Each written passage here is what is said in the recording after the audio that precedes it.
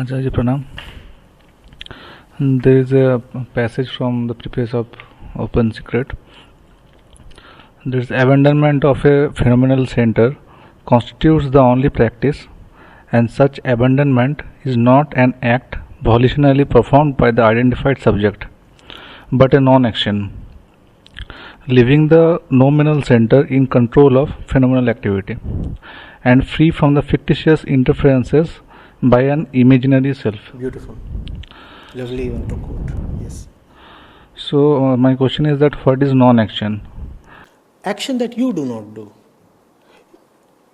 In your own calculation, with your own intellect, you are never going to abandon yourself. What Vibhuvi has described here is pure bhakti. Or it is Prem Yoga, or it is Guru Yoga. What he is saying is, you will never be able to do it on your own. Let it be done. Now, let it be done is equivalent to let it be done by something else or somebody else. You will not be able to do it on your own. Such abandonment is not an act volitionally performed by the identified subject. Your own volition would never consent to it. Therefore, you have to just hand yourself over to something, somebody, or maybe nobody in particular. The difference is, Vibhuvi just says, you do not do it. Bhakti Yoga and Guru Yoga, they go a step ahead and say, you do not do it, let him do it. But in both the methods, one thing is certain. It is not through your personal volition that the abandonment is going to happen.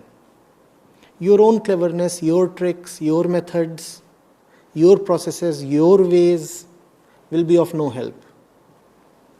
You have to let yourself belong to something beyond you. In the Buddhist way, it would be said, you just have to let go of yourself. You just have to belong to the flow. What is non-action? Can we know it? I mean, am I acting or am I not acting? Placing something above your own desire.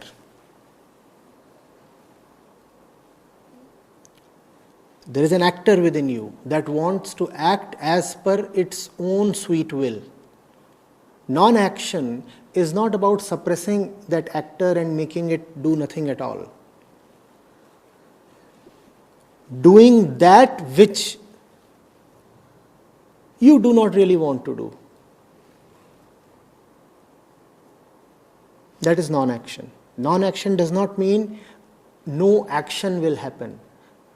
Non-action does not mean that action will not happen at all. Non-action means action will happen, but you will not decide the action.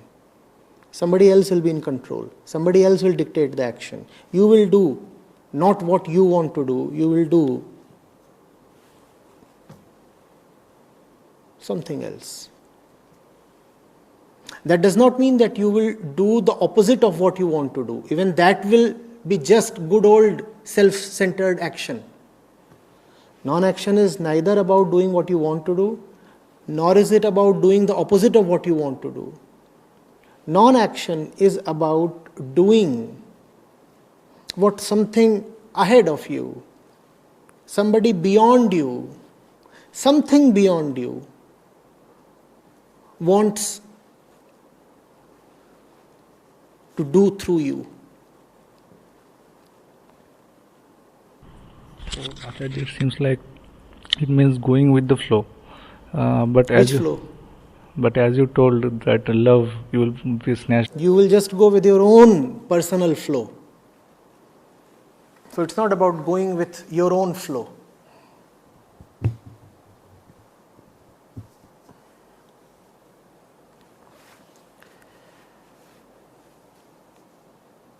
India in that sense has been very clear.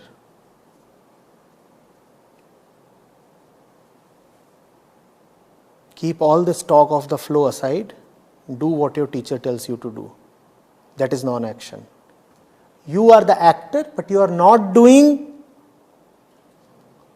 what your personal desire dictates you to do. You will not even say what your personal desire is. You will say, I am dead. And dead ones don't have desires. I am dead, I am at your disposal, tell me what to do. Because if I obey my own desire, then where is the question of liberation?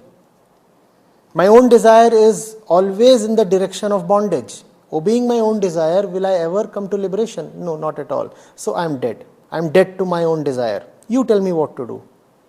I'll obey it blindly. Now that has led to a lot of corruption. That has led to a lot of exploitation as well. But probably there is no other way.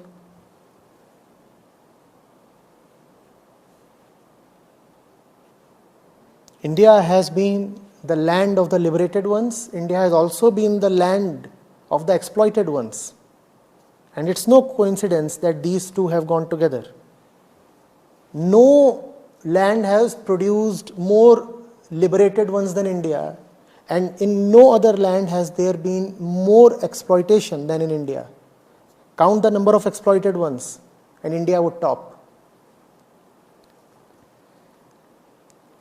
Because when you are subjecting yourself to the will of the other, there is always the heavy prospect of you being exploited.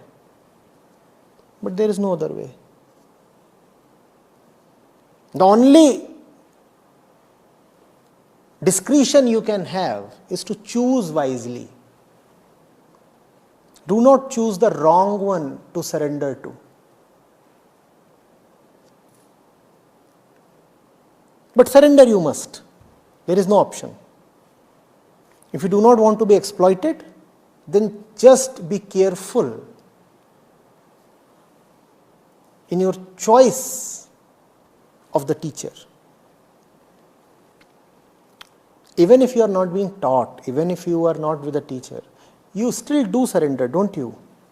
Then you surrender to your relatives, to your boss, to the police, to the laws, to your own desires, to the social systems. Then you surrender to all these things. If you don't want to be exploited, just be very careful in choosing who to surrender to. Surrendering to the biological and social forces is dangerous. Much more dangerous is surrendering to a false exploitative teacher. And if you are really lucky, then you will get somebody worthwhile to surrender to. Otherwise, the prospect of liberation always brings with it the great probability of enslavement and exploitation. Always.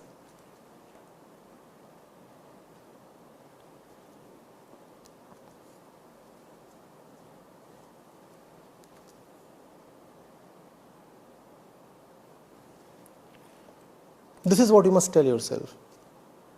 Even if I am not surrendering to a person, am I not surrendering to the various forces, and are they not exploiting me? I am already being exploited. Am I not? Just that the exploitation by a person would be far more insidious, far more incarcerating.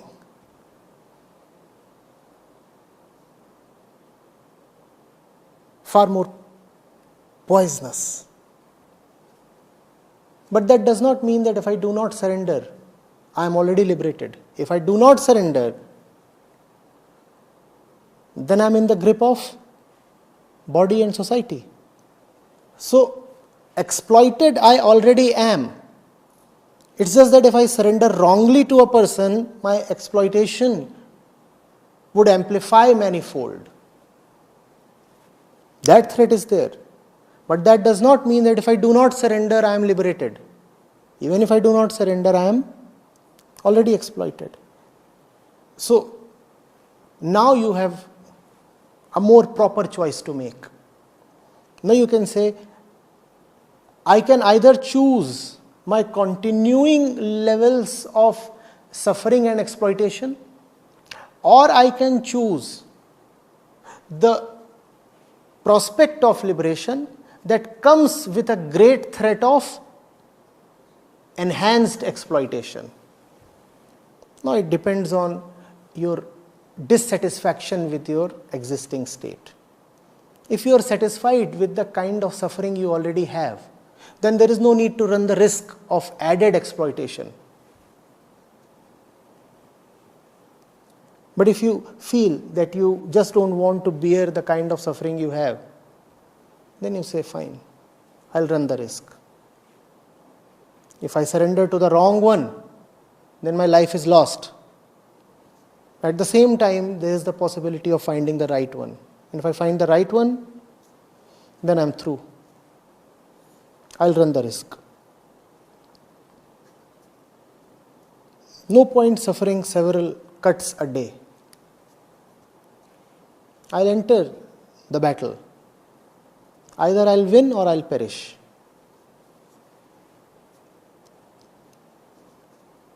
You know what the trick is.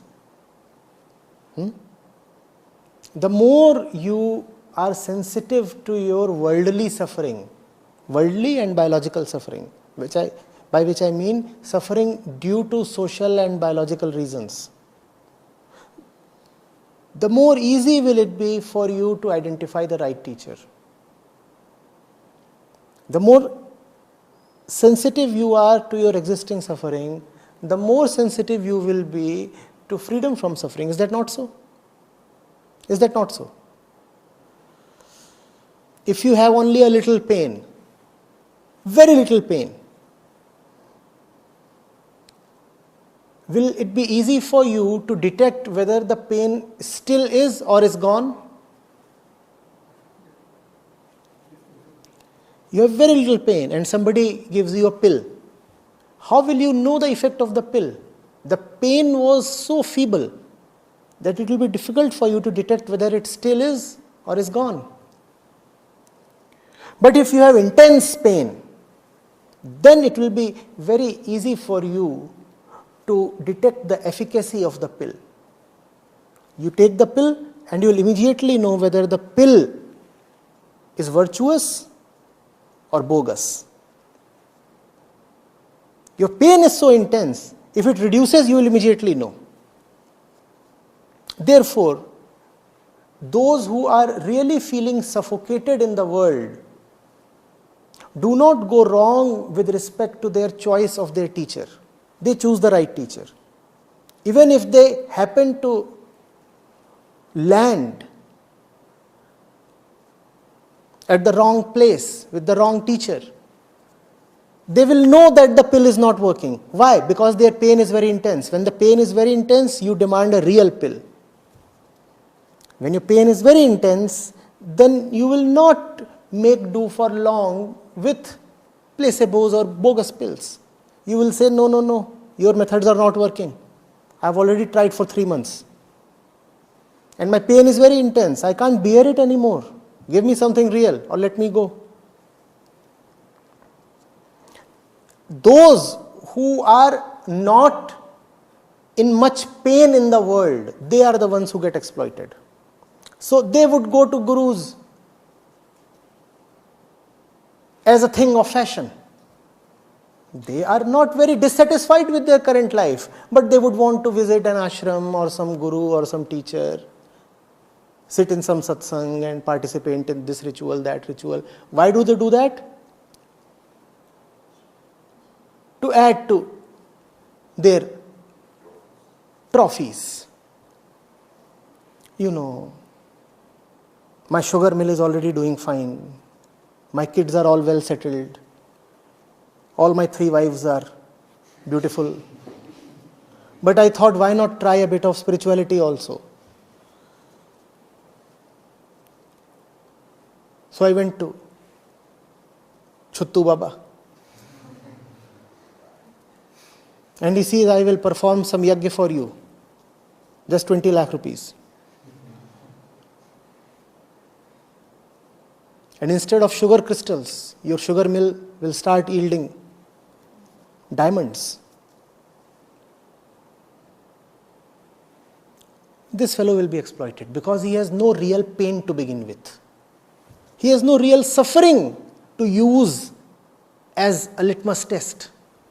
Those who have real suffering find themselves with real gurus. Those whose suffering is fake and feeble find themselves with fraudulent teachers. And it's all right if they are exploited, isn't it? That's what they deserve.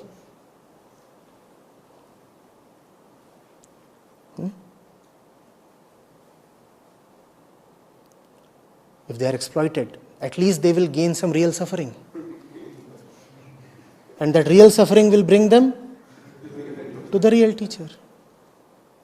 So the fraud teachers are doing a remarkable job. I thank all of them. And probably myself also, if I am one of them. How do I know? Only you can tell. There are so many popular ones going around in the market. I thank all of them. And I pray that their business thrives. The more you cheat people, the more they will realize what pain is. Please give more and more pain to your victims, to the innocent ones who have, no, not so innocent ones, seemingly innocent ones who have landed in your trap. Please rob them faster. Strip them off even their skins. At least something will be genuine in their life. What? Suffering.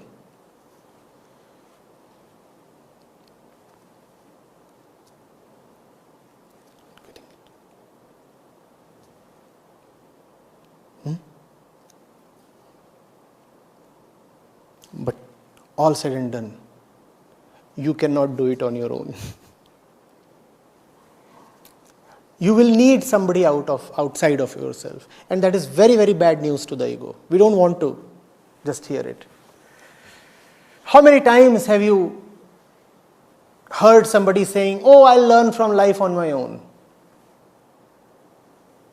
How many times? Innumerable times. And that's what all the great teachers have taught. You cannot do it on your own. The more you do it on your own, the more you will get entangled in your own web.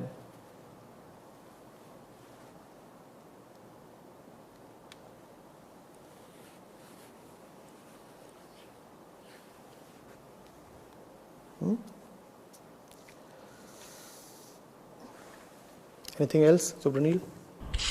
Recently, I was written down a story that owl and that I think a little bit correspond to this talking. The name of the story is The Reason Why. You look tired and hungry, said the rabbit with compassion. I am, replied the owl. Then why not eat and have a sleep? Then nothing to eat and not sleepy. Allow me, suggested the rabbit. I am available at your disposition. Then the owl said, Have you become a Buddhist or something? Yes, slyly answered the rabbit. It is such fun. So you offer yourself to me? Gladly, said the rabbit, with a rapt attention, her nose twitching. Sacrifice is great happiness. Sorry, not playing. Why not? Asked the rabbit, hurt. Buddhists like that don't whet the appetite or taste good, snapped the owl. I prefer a rat. There has to be something to eat. The rabbit represents the ego. And the owl is hungry. When you are hungry, you don't want nothing to eat. The rabbit is saying, I have become a Buddhist. So I am nothing. The owl says, sorry, not playing. People like you don't whet my appetite at all because you offer me nothing to eat. Once the ego reduces to zero, is there anything it has to fear, then it offers itself as sacrifice, like the rabbit is offering itself to the owl. And the funny thing is, then the owl refuses to take the sacrifice because there is nothing left to be sacrificed. As long as the rabbit wants to avoid the owl will go after the rabbit.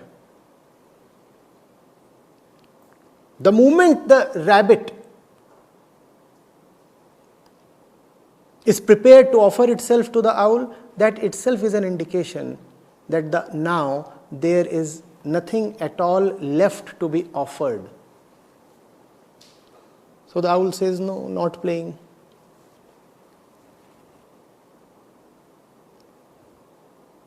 You see the curious nature of the whole thing.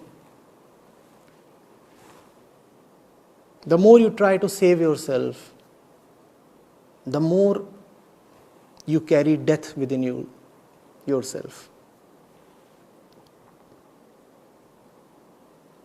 The more you try to save yourself, the more you carry death within yourself.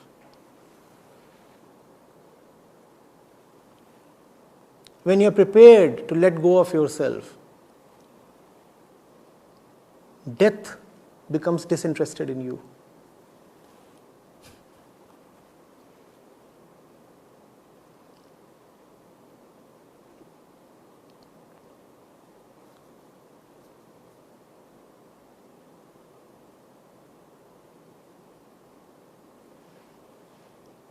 In other words, you try to save only that which is susceptible to death. All that you try to save is vulnerable to death and therefore is not worth saving.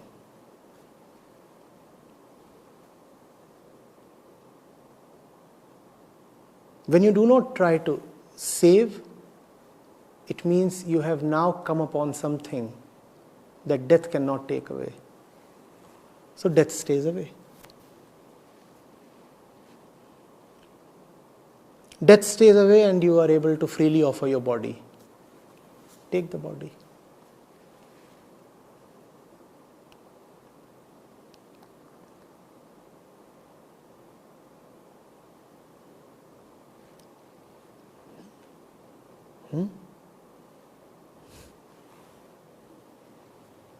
Owl says, I would rather prefer a rat. Do not think that owls prefer rats over rabbits. What the owl is saying, I would rather prefer a non-Buddhist over a Buddhist. Now if the rat too says, come owl, take me, then the owl would spare the rat as well. He said, there is nothing there to take. It's not the body that I am after. I am the great death. I am after the ego. And if there is no ego left to be taken, then I have nothing to do with you. I spare you. This is called deathlessness. The owl here is not the destroyer of the body. The owl here is the destroyer of the ego. The rat is attractive only as long as it has the rat ego. If the rat too stands up and offers itself to the owl will say, tough luck, double whammy, it's a bad night.